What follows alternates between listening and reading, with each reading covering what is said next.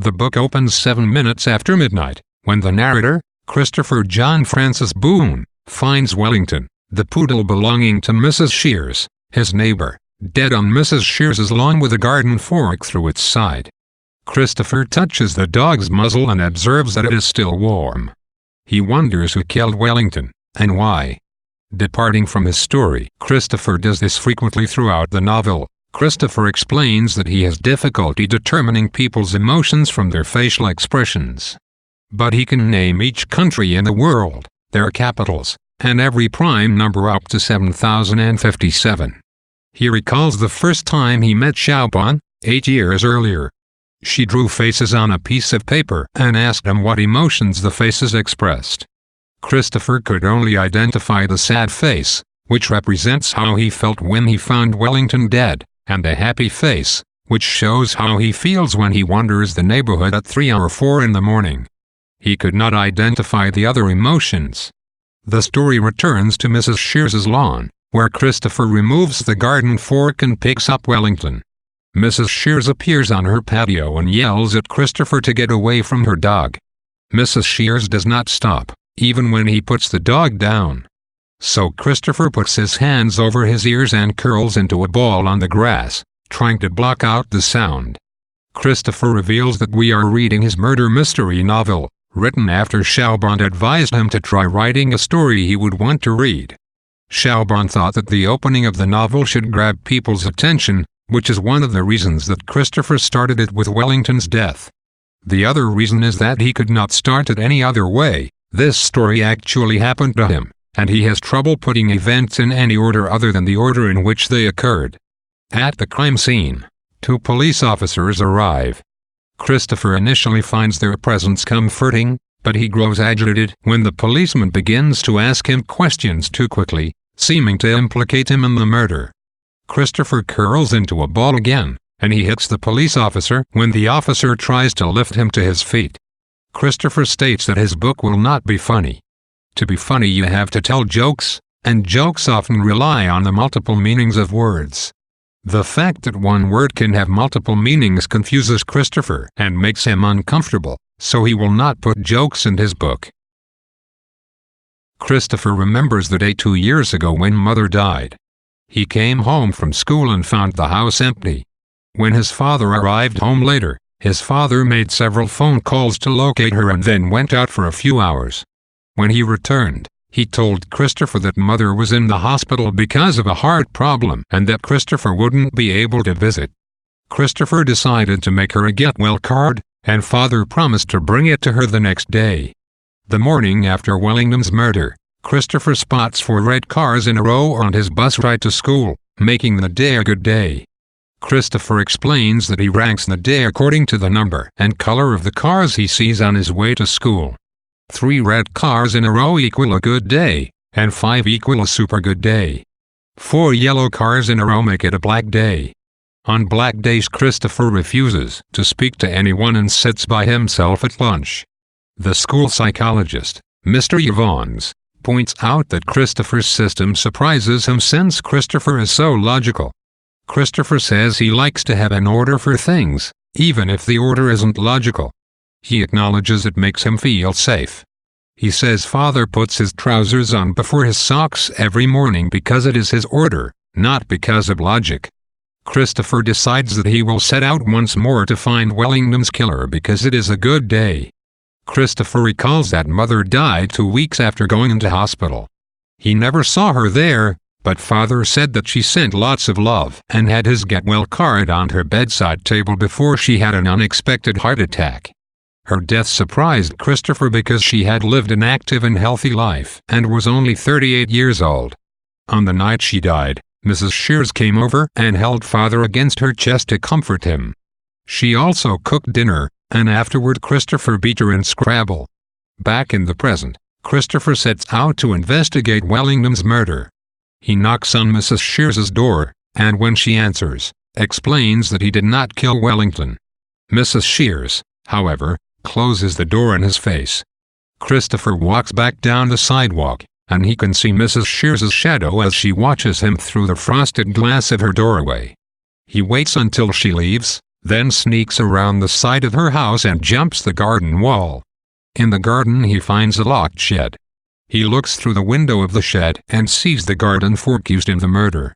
Christopher concludes that the murderer had to know Mrs. Shears in order to have access to her garden fork. Just then Mrs. Shears discovers him in her garden and threatens to call the police. Christopher goes home, happy to have discovered a clue. Christopher remembers a vicar called Reverend Peters who said heaven was a different kind of place than our universe. Christopher believes that heaven doesn't exist. He reasons that heaven could possibly lie on the other side of a black hole, but for the dead to get there they'd have to be fired off into space by rocket. Christopher has a strong desire for order, and he works to remove any sense of disorder from his life.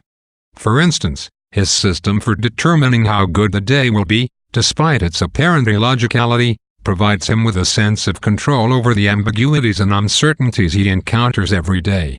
For similar reasons, Christopher cannot accept the idea of heaven's existence since it violates everything he knows about the universe, meaning if heaven exists the order he knows is wrong. As Christopher admits in his conversation with Mr. Evans, order makes him feel safe, even when that order is not logical.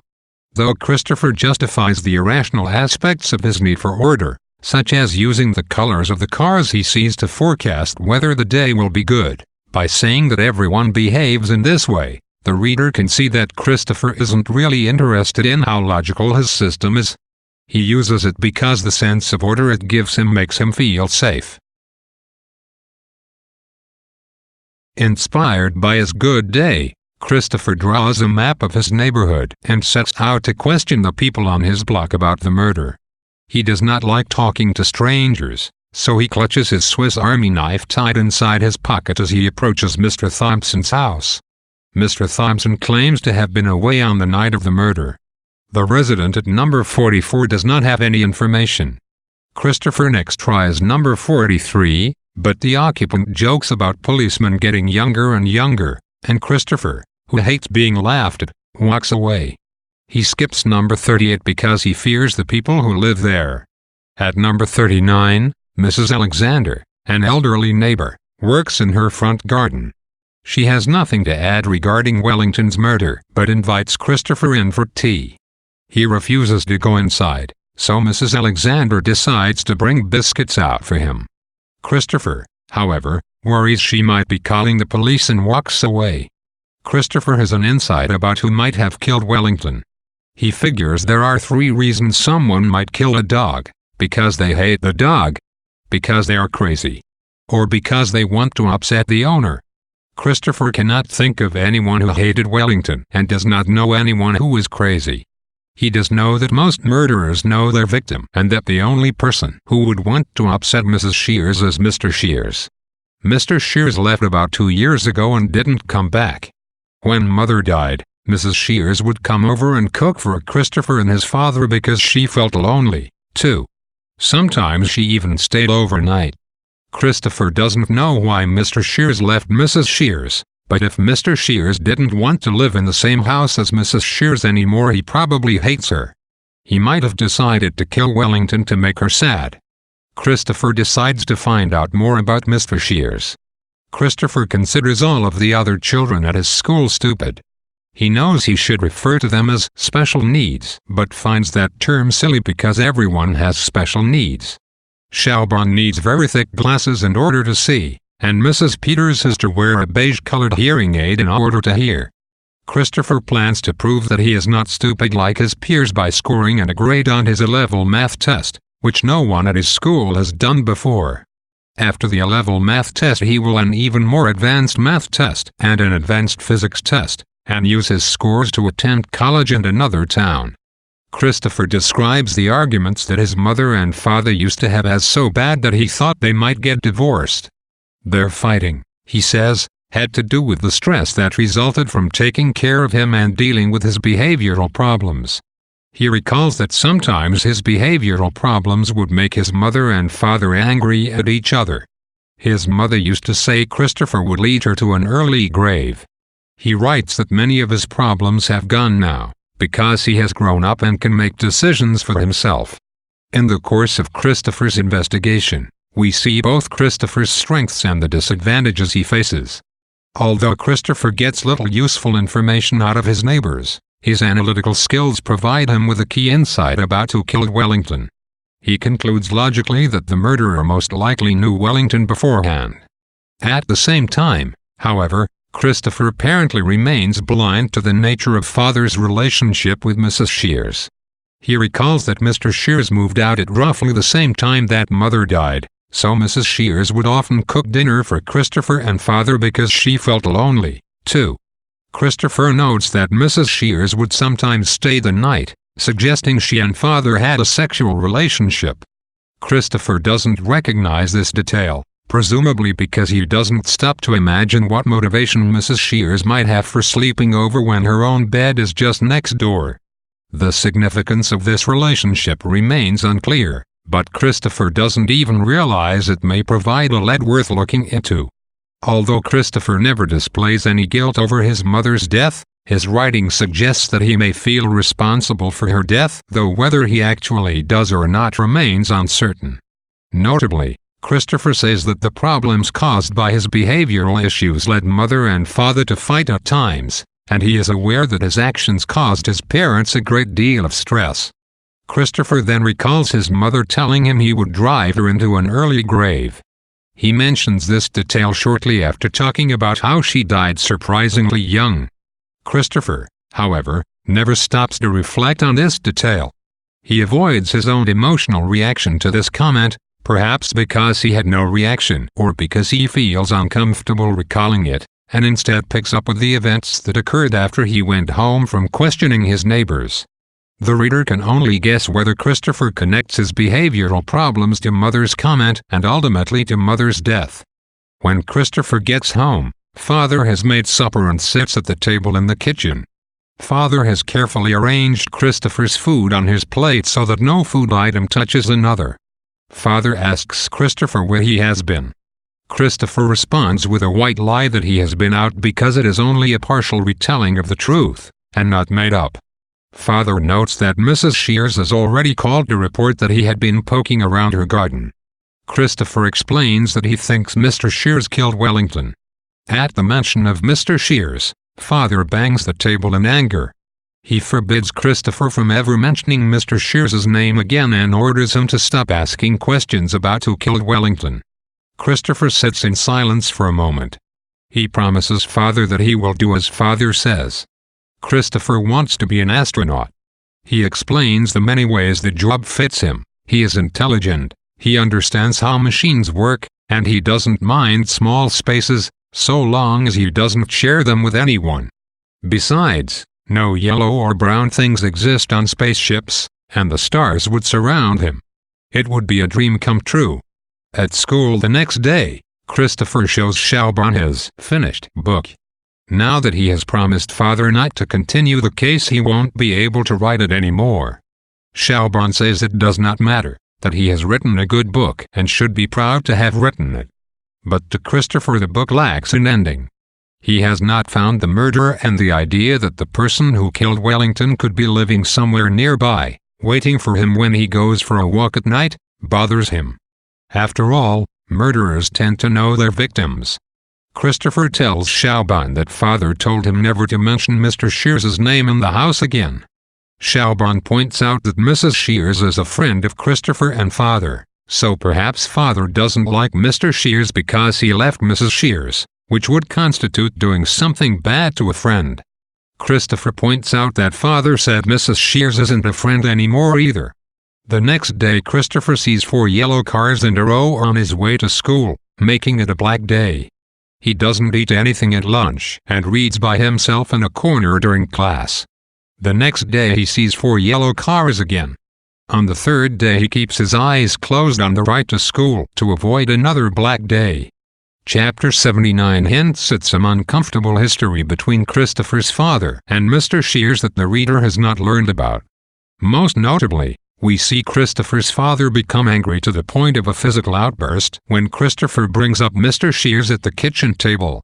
Although Father seems to be exploding at Christopher mostly as a result of the other pressures in his life, the anger arises specifically at the mention of Mr. Shears.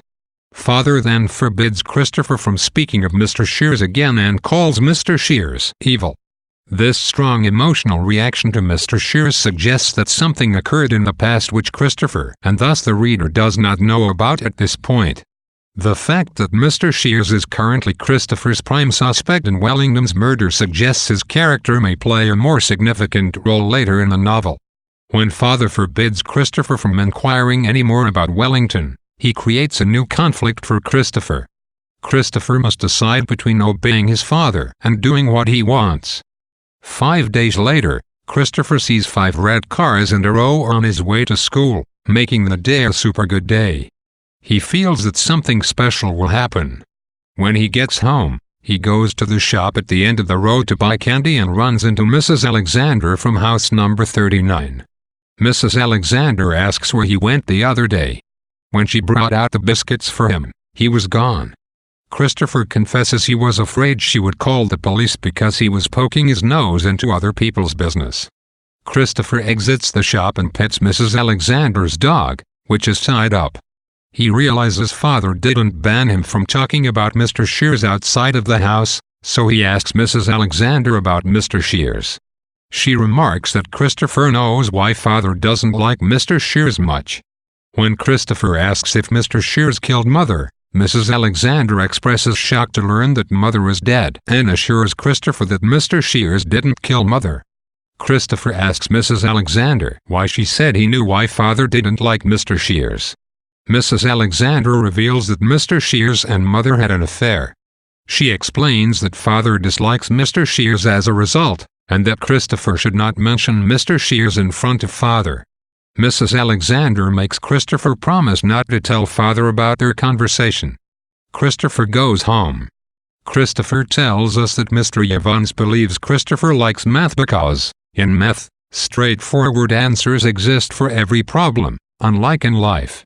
Christopher disagrees that math problems always have straightforward answers, and uses the Monty Hall problem as proof. In 1990, a reader sent a question to Marilyn Vos Savant, a columnist at Parade magazine, who had the world's highest EQ. The question asked what to do on a game show in which you try to win a car by picking one of 3 doors. 2 of the doors hide goats, while 1 hides a car. When you pick a door, the host opens one of the 2 other doors to show a goat, then gives you a chance to change doors. In her answer, Vos Savant said you should always change the door you have picked. After she published her answer, mathematicians and scientists wrote in claiming she was wrong, but in fact the math backs up Vos Savant's advice. Christopher thinks the problem shows that intuition can be wrong, and that sometimes numbers are complicated and not straightforward at all. Christopher's search for information about Wellington's murderer inadvertently turns up information about his own family. In fact, Chapter 97 marks a pivotal moment in the narrative, as Mrs. Alexander reveals to Christopher that Mr. Shears and Christopher's mother had an affair. The revelation puts into perspective Father's angry outburst in the previous section, and perhaps the earlier incident when Christopher found his father crying after they came back from the police station as well. Christopher's father evidently knew about the affair between Christopher's mother and Mr. Shears, and he still feels angry toward Mr. Shears as a result. Christopher, on the other hand, apparently had no idea. When Mrs. Alexander tells him, he seems shocked and just wants to go home rather than continuing with his investigation. Christopher set out to uncover the person who committed one crime, but instead discovered the truth about his parents and his father's reason for disliking Mr. Shears. Although Christopher doesn't give much description of his emotional response to this news, he gives some hints about his feelings through his explanation of the Monty Hall problem. In essence, Christopher shows that intuition, which says is what people use in life to make decisions, can lead a person to the wrong answer. A problem that appears straightforward turns out to be not straightforward at all. Christopher never explicitly connects the Monty Hall problem to Mrs. Alexander's revelation about his mother. But the fact that this seeming digression follows immediately after Christopher's conversation with Mrs. Alexander suggests that Christopher sees a parallel between the two.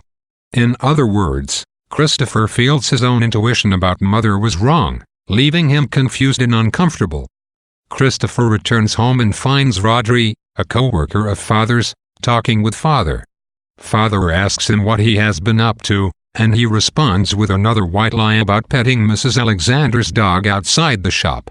Rodri asks him to multiply 251 and 864, and Christopher replies with the correct answer, 216,864. Father makes Christopher some gobi lusag for dinner. Gobi lusag is yellow, so Christopher puts red food coloring in it before he eats it. On Schaubann's advice, Christopher includes descriptions of things in his book. He goes out into the garden and sees the clouds, which he describes as looking like fish scales and sand dunes. He spots a particularly large cloud moving slowly on the horizon that looks like an alien spaceship and muses that it could easily be one. Aliens, if they exist, would probably be very different from humans. They could be made of air, like clouds, or just about anything else. Christopher describes the plot of his favorite book, The Hound of the Baskervilles by Sir Arthur Conan Doyle. In it, Sherlock Holmes and Dr. Watson must solve the murder of Sir Charles Baskerville, a wealthy lord whose family is plagued by a giant supernatural dog known as the Hound of the Baskervilles. The hound supposedly killed an ancestor of the family, Hugo, and the very sight of it now appears to have scared Sir Charles to death. Holmes determines that Stapleton, a neighbor of the family who wants to inherit their property, murdered Sir Charles by creating an illusion of the hound. He brought a giant dog from London, covered it in a ghostly coat of glowing paint, and unleashed it on Sir Charles. Holmes and Watson shoot and kill the dog, and then chase Stapleton into the swamp, where he drowns. Christopher likes The Hound of the Baskervilles because it is a detective story with many clues and red herrings. Red herrings are plot elements that lead the reader to think the story will proceed in one direction when the story actually goes another way. Christopher identifies most with Holmes. Like Holmes, he can focus solely on the task at hand, and to notice obvious things that other people do not observe. Christopher writes some more of his book and takes it to school the next morning to show Schaubann. When she reads it, Schaubann sits down with Christopher to discuss the conversation he had with Mrs. Alexander. Christopher assures her that he does not feel upset about the affair because his mother is dead and Mr. Shears doesn't live nearby anymore. He thinks to feel sad about something that doesn't exist would be stupid. In this section, Christopher repeatedly considers situations in which things turn out to be different than they initially appear, suggesting an attempt on Christopher's part to come to terms with the news of Mother's affair. In Chapter 103, he spends time observing clouds that look like fish scales and sand dunes, and speculates that aliens need not look like anything found on Earth. In Chapter 107, he relates the plot of The Hound of the Baskervilles, praising its expert use of red herrings. Christopher's description of a red herring implies that he recognizes Mr. Shears as a red herring in the plot of his own murder mystery. Mr. Shears, who up to now has been Christopher's prime suspect, would not likely have killed Wellington since he has no reason to feel anger toward Mrs. Shears, though Mrs. Shears has plenty of reason to be angry with him. Christopher notes that in The Hound of the Baskervilles even the ghostly hound turns out to be a dog covered in glow-in-the-dark paint. Eventually, Christopher appears to accept the affair and move on. In Chapter 109, he explains to Schaubann that Mother is dead and Mr. Shears is not around, so dwelling on their affair makes no sense to him.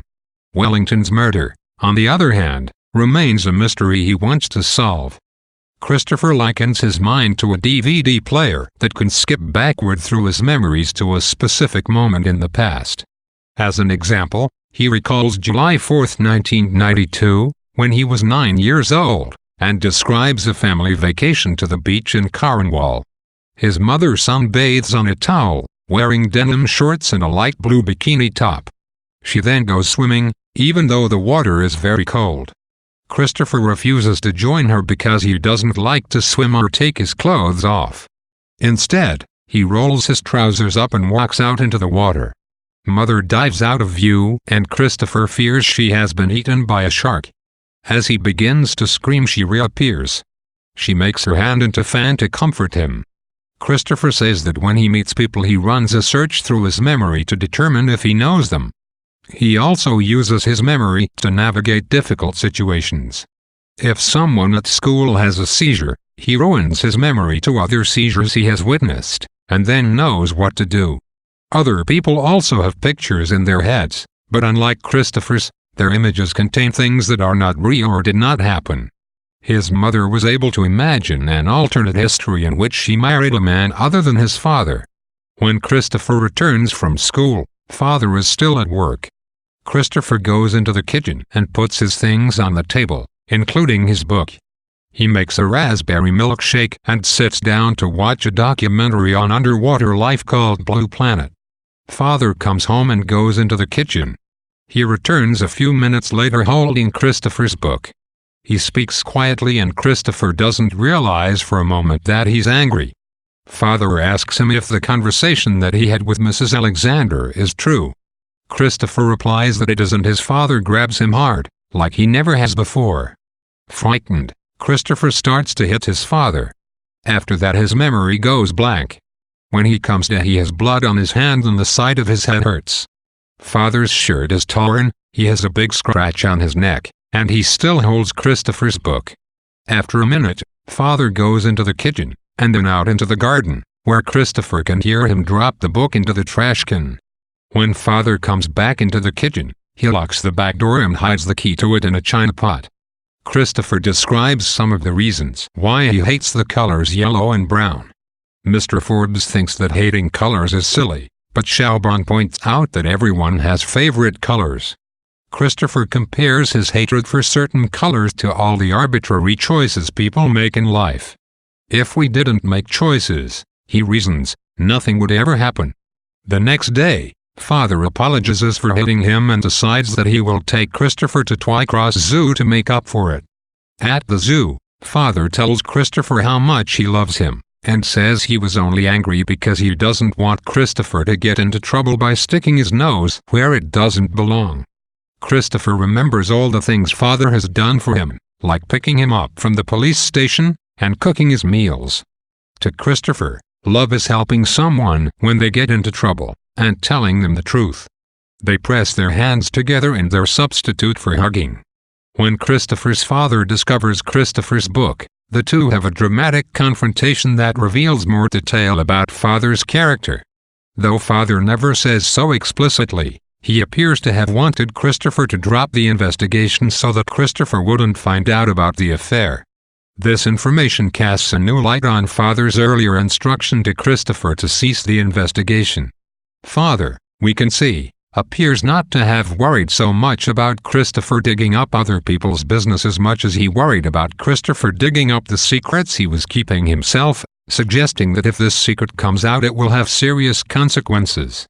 The narrative also hints that Christopher's father probably knocked Christopher unconscious during their fight, revealing a violent side to Christopher's father that we've only seen glimpses of to this point. When their altercation turns physical, Christopher appears to black out for a period, and when he wakes up he says he has no memory of what happened and that the side of his head hurts, implying he was struck. Christopher describes photographs taken in 1917 that appear to show live fairies. The incident was dubbed the Case of the Cottingley Fairies, and Sir Arthur Conan Doyle, author of the Sherlock Holmes stories, endorsed the photographs as proof of the existence of fairies. In actuality, the fairies shown were just cutouts, which the photographers admitted in 1981. Christopher explains Occam's razor, a law that says no more things should be presumed to exist than are absolutely necessary. To Christopher, this means that murderers tend to know their victims, fairies don't exist, and you can't talk to the dead. At school, Shalban asks Christopher why his face is bruised. He explains the fight with father. Shalban reluctantly accepts that nothing happened worth worrying over, largely because Christopher cannot remember whether or not father hit him. Christopher returns from school before father gets home from work. Christopher gets the key to the garden from the china pot and sets out to retrieve his book. When he doesn't find his book in the trash can, he realizes father might have hidden it elsewhere in the house. He eventually discovers the book in the shirt box underneath a toolbox in father's bedroom closet. Though happy that father hasn't thrown his book away, He worries that father will know he has been searching through his things. Just then, father comes home. Christopher rushes to put everything back the way he found it. At the last moment he notices a letter in the shirt box addressed to him and sees there are several such letters. He takes one of the letters, puts his book back, and tiptoes back to his room. Later, father makes dinner, then begins to set up shelves in the living room. Christopher uses the opportunity to read the letter alone in his room. The letter is from mother, and it describes a new job she has working as a secretary in a factory. She tells of the apartment that she has moved into in London with a man named Roger and notes that she has not received any letters back from Christopher. She says she loves him very much anyway. The letter confuses Christopher because mother never worked at a factory or lived in London. The letter has no date, but on the envelope it bears the postmark 16th of October 1997, 18 months after mother died. Christopher feels excited to have a new mystery on his hands, but he decides not to jump to conclusions. He hides the letter and goes downstairs to watch television. Christopher describes scientific mysteries as problems that have yet to be solved. Christopher says ghosts are only a mystery because we do not know the science behind them, but one day we will. He talks about the seemingly random number of frogs in the pond at school from year to year and notes that a formula, discovered by a group of scientists, shows that the population density of frogs runs in predictable cycles that only appear random.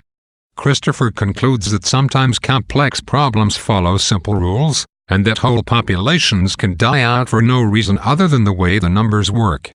Christopher's discovery of the letter from mother adds a dramatic twist to the plot and reveals another secret that father had kept from Christopher.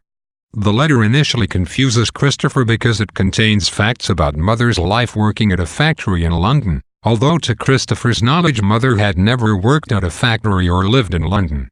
The postmark dates the letter to several months after mother's supposed death, leading Christopher, who evidently doesn't consider that mother might not be dead, to question how this scenario could have occurred. He wonders if perhaps the letter was in the wrong envelope, and he even speculates somewhat comically that it could be a letter to a different Christopher from that Christopher's mother. The reaction creates an irony in which the reader, unlike Christopher, realizes that the letter suggests mother never died at all, and that father has likely been lying about this fact as well. Before Christopher considers this possibility, however, he decides not to jump to conclusions without more information, implying that he will soon undertake a new investigation. On Monday evening, father goes out to fix a flooded cellar, so Christopher sneaks into father's room. He counts 43 letters addressed to him in the same handwriting. The first letter describes a memory that mother has of Christopher playing with a wooden train set she bought him for Christmas. Christopher made timetables for all of the train lines. Spelling errors occur throughout the letter, like wooden and timetable. At the bottom it is signed, "Love, your mum." In the next letter, mother explains why she left the family. She recounts a time that Christopher had a fit in a crowded store while she was Christmas shopping. Christopher became frightened by the number of people in the store, and when mother tried to move him he started screaming and broke 2 mixers by knocking them off a nearby shelf. Then he wet himself. He wouldn't stop screaming, and they had to walk home because mother knew he wouldn't want to get on a crowded bus. At home, mother cried to father, who then became angry with her for being selfish. She describes how she began to feel very lonely and argue with father a lot. Then she started spending a lot of time with Roger. Roger said he didn't love Eileen anymore and asked mother to leave father for him. One evening at supper Christopher threw a cutting board, which broke her toes. She had to go to the hospital and couldn't walk for a month. Afterward, father blamed her for losing her temper. While she recovered, she saw how much more calmly Christopher acted around father than with her. She decided Christopher and father would be better off without her in the house and moved in with Roger in London. Father was so angry and hurt by her abandonment that he forbade her from calling Christopher or coming to visit. She ends the letter by asking Christopher to please write her back. In the next letter, mother writes about her new job as a secretary in a real estate office. She asks if he received the present she sent. In a fourth letter, Mother talks about going to the dentist with Christopher. Christopher stops reading because he feels sick. He realizes that Mother didn't have a heart attack and that Father has been lying to him. He curls into a ball on the bed and passes out. When he wakes up, it is dark outside. He has vomited all over. Father comes into the room, but to Christopher his voice sounds small and distant. Father sees the letters and begins to cry. When Father touches Christopher to guide him to the bath, it does not hurt like it usually does. Christopher recounts an exercise that Julie, his first teacher at school, had him perform when he was young. In the exercise, Julie showed him a tube of Smarties candy and asked him to guess what was inside. When he guessed Smarties, Julie revealed that the tube contained a little red pencil. Julie then put the pencil back in the tube and asked what Mother or Father would guess were they to come in at that moment. Christopher figured they would say the tube held a little red pencil. Julie told Mother and Father that Christopher would always have difficulty understanding another person's point of view. Christopher no longer has difficulty with these situations, however, because he thinks of them as puzzles to be solved.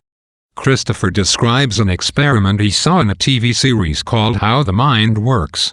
When a person looks at a page of text, they really only see the small area that their eyes are currently focused on. The mind fills in the image of the rest with an image it presumes to be true. If the text elsewhere on the page changes while the eyes aren't looking at it, the mind doesn't notice. People assume that computers are just machines without minds. But Christopher explains that in actuality the mind is a complicated computer, and that even feelings are just a picture in your mind of what is going to happen tomorrow or next year, or what might have happened instead of what did happen. If it is a happy picture you smile, and if it is a sad picture you cry. After a bath, Father dries Christopher off and puts him in bed. Father apologizes for lying about Mother and keeping the letters from Christopher. He doesn't want any more lies between them, so he confesses to killing Wellington. He explains how upset he was when Mother left him. Mrs. Shears helped him to get through it, but when he recently had an argument with Mrs. Shears kicked him out of her house, and Wellington attacked him in the yard. Father killed Wellington with the garden fork. Christopher screams in terror at the news, and pushes Father off the bed. Father retreats downstairs, begging Christopher to go to sleep so that they can talk about the situation in the morning. Christopher decides he can't trust Father. Because Father murdered Wellington, Christopher reasons, Father could also murder him. Christopher waits until 1:20 a.m. takes out his Swiss Army knife, and walks quietly downstairs. In the living room, Father sleeps on the sofa. Christopher goes into the kitchen, takes his special food box, and steps out into the garden. He hides behind the garden shed and eats 2 clementines and a milk iber, then wonders what to do next. From the space behind the shed, Christopher can see the constellation Orion. He says people call it Orion because it looks like a hunter with a club, but he says the stars in the constellation can be joined to make any number of shapes, such as a dinosaur. At any rate, he says, Orion is not a hunter, it is a series of 21 stars billions of miles away. Christopher sleeps in the garden that night. In the morning, he hides as he hears Father come outside looking for him. After Father leaves, Christopher decides he should live with Mrs. Shears, but when he knocks on her door she doesn't answer. He goes through the reasons he can't live with Chauban, Uncle Terry, or Mrs. Alexander, then decides to go to London to find Mother. The prospect frightens him because he has never been anywhere on his own before, but the idea of returning to Father's house, or hiding in the garden every night, is far worse. Christopher notices the circular lid of an old metal pan leaning against the side of Mrs. Shears's house. The pan looks like the surface of a planet, with rust forming continents and islands. The image reminds him of his dream to become an astronaut, and he feels disappointed at how impossible it now seems. Going to London, which is only 100 miles away, scares him. He would have to travel thousands of miles away as an astronaut. Christopher goes to Mrs. Alexander's house and tells her he needs someone to watch Toby while he goes to London. He says he is going to live with Mother because Father lied to him about Mother's death and killed Wellington. Mrs. Alexander tries to get him to come inside, but when she says she's going to phone Father, Christopher panics and runs back home. Christopher grabs his school bag and fills it with food, a change of clothes, and some math books. He feels afraid when he spots Father's mobile phone and wallet next to the kitchen sink, but remembering that Father's van was not outside, he realizes Father forgot the items. Christopher takes Father's bank card, the pin to which Father told Christopher in case Christopher ever needed it. Christopher puts Toby in his pocket and walks to school, intending to ask Xiaobon the location of the train station. The further Christopher gets from home, the less frightened he feels of Father, but the more frightened he feels of being alone. He describes his fear as mathematically constant. Christopher explains that he must memorize every physical detail of his environment. In places he has already visited, he can simply note the changes that have occurred since his last time there. But if Christopher is in an entirely new place, processing his surroundings can cause his mind to freeze up, like a computer crash. Most people are not like this, and only glance at their surroundings before moving on. In a field in the countryside, they might notice some cows. In the same field, Christopher would memorize the exact number of cows, their colors, and their placement. Christopher attributes the fact that he is good at math and logic to his attention to detail. Christopher waits in the entrance of the station, feeling sick from the crowded, smelly underpass tunnel before him. He goes through the tunnel and his head starts to hurt from the numerous signs offering goods and services. He sits down outside a cafe and does a problem called Conwa's Soldiers in his head to calm himself. The puzzle involves jumping colored tiles over each other on a chessboard that stretches infinitely in all directions.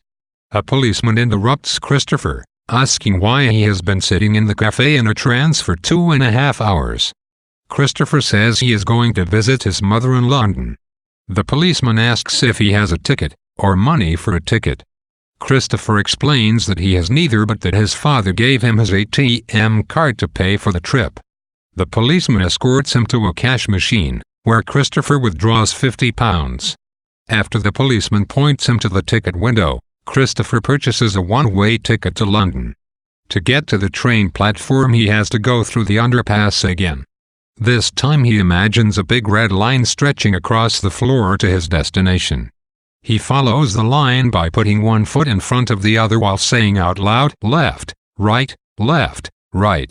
He pretends that the people he bumps into along the way are guarding demons in an imagined computer game called Train to London and pushes past them.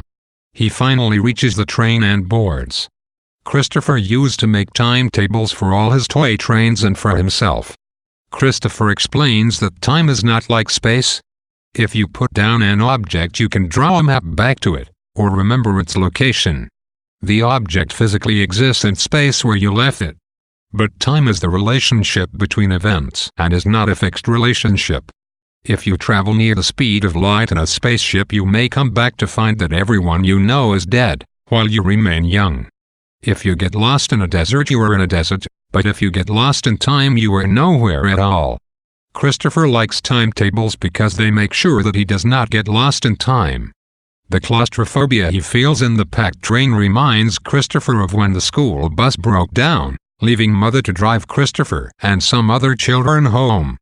The car was so full that Christopher jumped out while it was moving, hurting his head. The policeman from earlier appears. He says Father is looking for Christopher and that he has come to take Christopher back to the station. But the train starts to move, so the policeman has to wait until the next stop. As they travel, Christopher looks out the train window. He begins to feel dizzy as he realizes the millions of miles of train track that must exist in the world, and the millions of people that must have laid them. Christopher, not knowing the train has a bathroom, wets his pants. The policeman orders Christopher to go clean up, and when Christopher enters the bathroom, there is poop smeared on the toilet seat. The sight sickens him. When he is done, he notices that across from the bathroom are two shelves that remind Christopher of the cupboard back home where he often went to feel safe. He climbs into the middle shelf and pulls a suitcase in front of him. He does some quadratic equations to pass the time. The train begins to slow down, and he hears the policeman knocking on the door of the bathroom, then leaving. Christopher stays perfectly still until the train starts moving again. The train continues traveling, and Christopher attempts to judge the distance he has gone by noting the amount of time between stops. When the train stops again, Christopher leaves his hiding place. He sees a policeman in the next car and gets off the train. The station he enters overwhelms him again. He imagines his red line and follows it to the far end of the station. A man tells him a policeman is looking for him, but Christopher keeps on walking. The huge number of signs makes all of them incomprehensible to Christopher.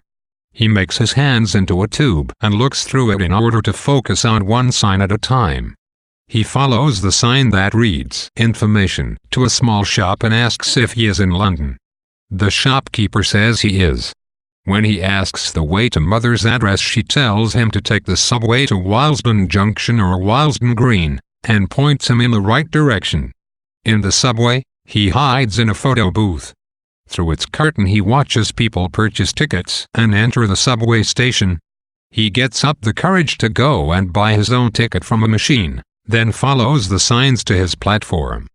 People begin to fill the station, and Christopher starts to feel very sick. Trains keep pulling in and leaving, but Christopher can only sit paralyzed on the bench, wishing he were at home but unable to go there, because father murdered Wellington. Christopher describes an advertisement for Malaysia located opposite him on the platform while he remains frozen in the station. Christopher doesn't see the point of going on holiday to see new things and relax when a person can always discover new things where he is. Christopher gives the example of filling glasses with different amounts of water to form different notes when you run your finger along the lip. Christopher sits in a trance for 5 hours on the platform before realizing that Toby has run away. Christopher spots Toby between the tracks among some other mice and climbs onto the tracks to get him. The sound of an approaching train grows louder as a man runs forward to haul Christopher, clutching Toby, back onto the platform. The man shouts at Christopher for being so reckless, and a lady approaches to ask if there is anything she can do to help. Christopher tells her to back away, revealing that he has his Swiss Army knife. The man and lady both leave Christopher alone and get on the next train. After 8 more trains pass by, Christopher decides to board. Christopher stays on the train until Willesden Junction, where he gets off. He approaches a shop and asks for directions. The shopkeeper sells him a book called London Arizona Street Atlas and Index for £2.95. He uses the atlas to get to Mother's address, but no one answers when Christopher rings the bell. He sits down to wait. At 11:32 p.m. he hears Mother's voice as she approaches the apartment. Mother tries to hug Christopher, but he pushes her away. She makes a fan out of her fingers instead and they touch hands. Mr. Shears is with Mother. Christopher tells her about his frightening journey from Swindon. Inside the flat, Mother draws Christopher a bath. She sits down next to the bath and asks why Christopher never wrote to her. Christopher explains that father kept all the letters hidden in his closet and said Mother was dead. A policeman comes to the door of the apartment and says father reported Christopher as a runaway. The policeman asks Christopher if he wants to go back to father or if he prefers to stay with Mother. Christopher chooses to stay with Mother, and the policeman leaves. Exhausted, Christopher goes to bed on an air mattress in the spare room. He wakes up to the sound of father shouting in the living room at 2:31 a.m. Mother, Mr. Shears, and father have a heated argument. Father bursts through the door of the spare room to find Christopher, who has his Swiss Army knife open and ready. Father cries and apologizes and spreads his fingers in a fan, but Christopher refuses to touch him. The policeman comes back and escorts father from the flat. Christopher goes back to sleep. Christopher awakens at Mother's apartment. While he eats breakfast, Mr. Shears and Mother argue over how long Christopher can stay. Mother takes leave from work to care for Christopher. She takes him shopping for items he needs, such as pajamas, but she has to take Christopher home when he becomes frightened in the store. Christopher tells Mother he must return to Swindon to take his A-level math test, but Mother says she doesn't know if that's possible. That night, Christopher can't sleep, so around 2 a.m. he goes out into the street and takes a walk. Mother comes out of the apartment shouting his name, scared that he has run away. She finds him and makes him promise never to leave the flat on his own again.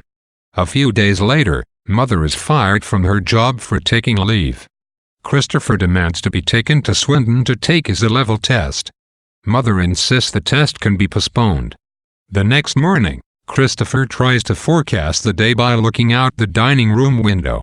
He sees 5 red cars in a row followed by 4 yellow cars in a row, invalidating his system.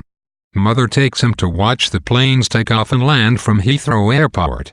She says she has phoned Mrs. Gascoigne to postpone his A-level test till next year. Christopher screams at the news. Every night Mother and Mr. Shears argue. Christopher takes the little radio from the kitchen and leaves the tuner between stations so that the white noise drowns out their arguing and keeps him from thinking about the A-level test. One night Mr. Shears comes into the spare room and wakes Christopher up. Christopher can tell that Mr. Shears has been drinking. Mr. Shears accuses him of not caring about the people around him. Mother pulls Mr. Shears out of the room before he can say any more. The next morning, Mother and Christopher leave for Swindon, taking Mr. Shears's car. Mother explains that if they stayed in London any longer someone would get hurt. In Swindon, they go to Father's house. Christopher plays minesweeper in his room. He hears Father arrive home from work, so he pushes his bed up against his bedroom door to prevent Father from entering. Mother and Father argue in the living room. Father leaves to stay with Rodri for a few weeks. Christopher again begs to take his A-level test, but Mother has already postponed it. Christopher compares the feeling he gets at hearing this to holding your thumb against a hot radiator. That night, he does not eat and has trouble sleeping. The next day, Mother takes Christopher to school. Shelbourne tells Christopher that Mrs. Gascoigne still has his A-level test sealed on her desk, and that they are going to try to get Reverend Peters to come over so Christopher can take his test after all. Christopher feels excited but also tired from not sleeping the night before. That afternoon, Christopher begins his first section of the exam. He reads through it and has trouble thinking of the answers. He feels so frustrated that he wants to stab someone with his Swiss Army knife, but he counts prime numbers in his head to relax. Then he rushes to complete the test. That night, Father comes to the house again, so Christopher hides in the garden until Father leaves. The next day, Christopher takes part 2 of the exam. That evening, Mr. Shears throws a large box of Mother's belongings on the lawn, then gets in his car and drives away.